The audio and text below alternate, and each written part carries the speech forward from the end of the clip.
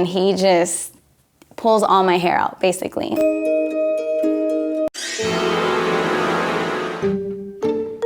Hey everyone, my name is Karen Moran. My name is Maritza Garcia. And these are my quinceañera horror stories. So my horror story starts with my pictures. And the pictures are a big part of the quinceañera because you take a lot of glamour shots and you take pictures with your court and your chambelán. So yo, like, por mensa, like, I didn't think to take my pictures like at the beach or a fancy park like a lot of girls do, because when I booked my reception hall, the lady promised me like this beautiful like fairy tale Greenland with like flowers and like a lake and little like patitos. So I was just like, okay, like I'm gonna have a fairy tale photo shoot. So here I am, the day of my 15, feeling like a princess. We walked to the golf course and this fairy tale scenery she described was non-existent. It was like a scene out of a horror movie. It was worse than the rancho. Like the grass was all yellow, the lake was non-existent, there was no flowers in sight.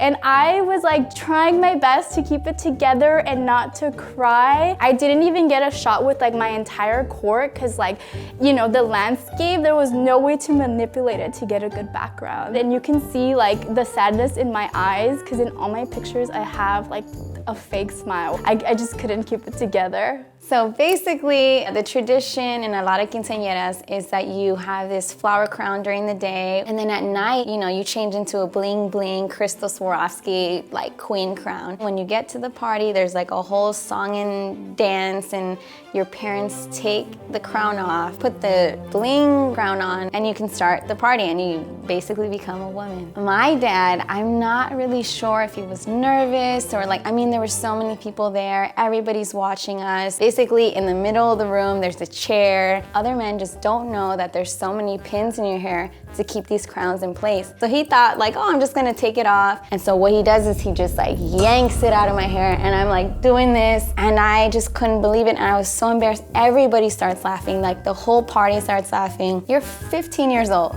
you know, like this is a traumatic event for you. Like this is not where you wanna be. He feels bad, he's like, oh my gosh.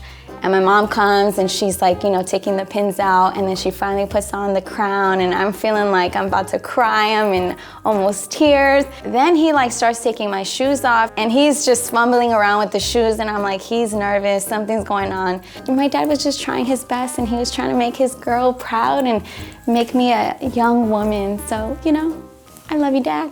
So my next story is my speech.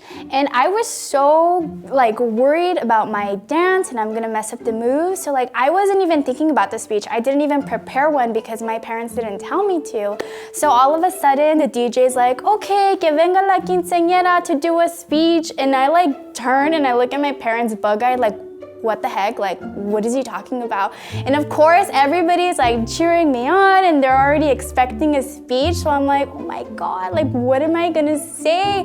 So I grab the mic. Mind you, my Spanish is not perfect. I butcher everything, my voice is shaking, I'm saying things in Spanglish. Estoy bien agradecida a todos que like traveled from like far distances to be here.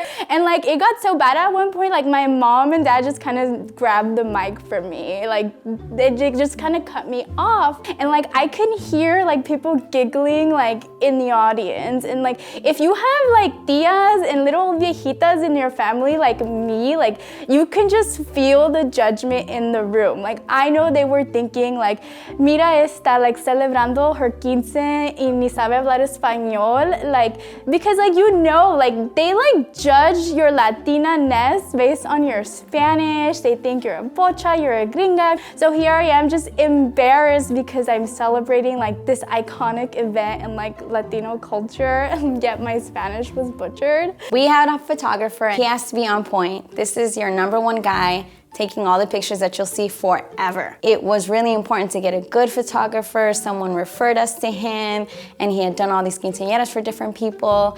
And so he comes, he takes great photos, and then my dad decides that, you know, he's gonna be hospitable and nice, and, you know, hey, yeah, here's a beer, here's some drinks, and this guy keeps drinking, and he gets wasted, like wasted. I think it was my mom that noticed that he was there, and because she was like, where's the photographer? How come he's not taking pictures? And he's at a table and he's like passed out and he's like trying to sober up. You could tell like his assistant was trying to get him water.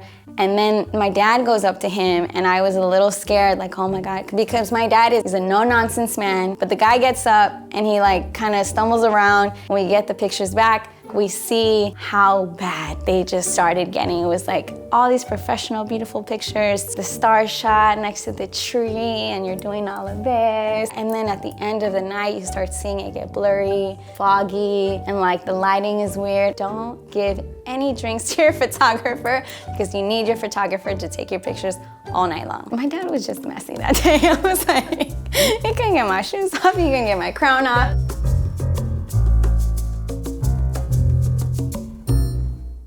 Follow, like,